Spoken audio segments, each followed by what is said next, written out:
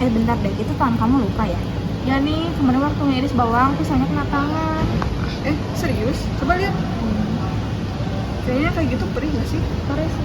Tapi kayaknya udah kering deh. Ya, karena udah 5 hari yang lalu juga.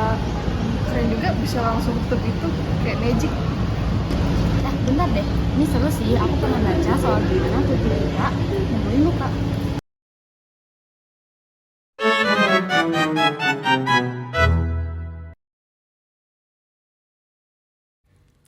Replikasi DNA adalah proses penting di mana DNA membuat salinan dirinya sendiri. Tapi, proses ini bersifat semi-konservatif, yang artinya setiap rantai lama digunakan sebagai cetakan untuk membentuk rantai baru yang komplementer. Replikasi ini menghasilkan dua molekul DNA yang identik, yang masing-masing membawa setengah dari DNA lama. Replikasi DNA berlangsung secara semi-konservatif. Setiap molekul hasil replikasi membawa satu untai lama dan satu untai baru.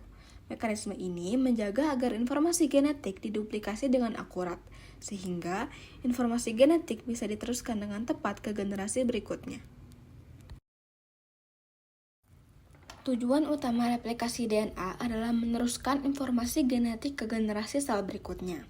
Dalam prosesnya, heliks ganda DNA dibuka, lalu masing-masing untai menjadi template untuk membuat untai baru.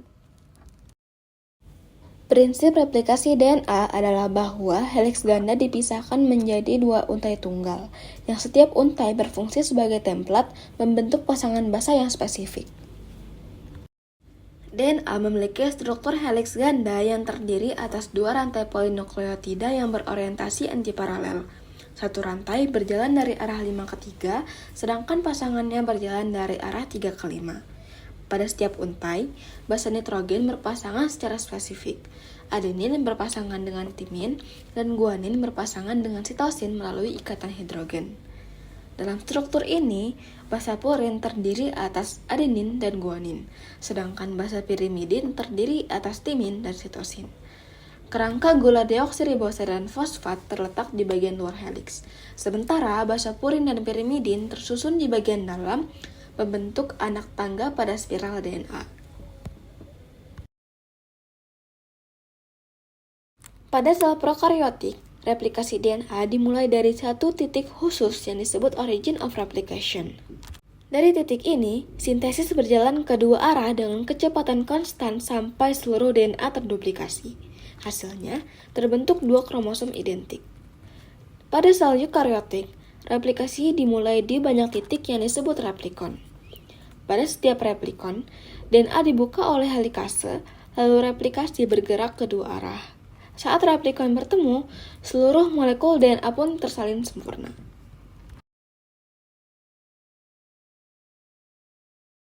Inisiasi sintesis DNA merupakan proses penting yang memastikan setiap sel punya salinan DNA yang sempurna. Semuanya bermula di titik-titik khusus yang disebut origins yang kaya dengan pasangan basa adenin dan timin. Karena ikatan hidrogennya lebih lemah dan gampang dibuka. Disinilah protein inisiator beraksi. Mereka mendeteksi origins dan memanggil teman-temannya untuk membentuk kompleks prareplikasi. Setelah heliks dibuka, terbentuklah struktur yang kita sebut replication fork.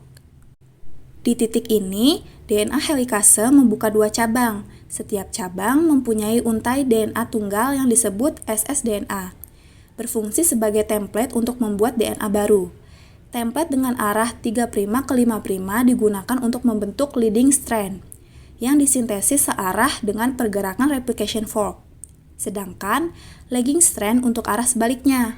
Karena berlawanan arah, lagging strand disintesis dalam potongan pendek yang disebut fragmen Okazaki.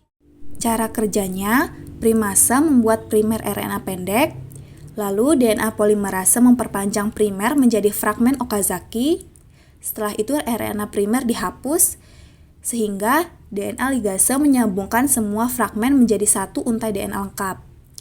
Saat heliks dibuka, DNA di depan mengalami ketegangan yang disebut torsional strain. Untuk memperpanjang DNA baru, DNA polimerase butuh primer dengan gugus 3'OH. Itulah kenapa primase membuat primer RNA terlebih dahulu. Menariknya, elemen retro seperti virus retro menggunakan transfer RNA sebagai primer. Transfer RNA menyediakan gugus 3' OH yang kemudian diperpanjang oleh reverse transcriptase.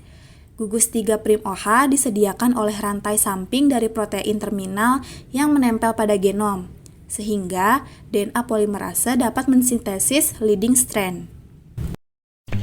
DNA ligase akan menyambungkan fragmen-fragmen kecil yang disebut fragmen Okazaki sehingga menjadi satu unit yang utuh. DNA girase atau topoisomerase 2 membuat swivel di depan masing-masing replication fork, lalu akan memotong untai untuk membuat nick sehingga proses pembukaan dua untai DNA dapat berlanjut. Oh, jadi waktu kulit kita luka, sel-sel di sekitar luka itu akan bekerja keras untuk memperbaiki diri. Tapi sebelum memperbaiki diri, mereka itu harus melakukan pembelakan yang diawali dengan replikasi DNA itu. Iya, betul. Jadi, replikasi DNA merupakan tahap krusial di mana setiap anak sel menerima salinan materi genetik yang identik dari induknya. Proses ini sangat penting untuk memastikan kelangsungan informasi genetik dari satu generasi ke generasi berikutnya.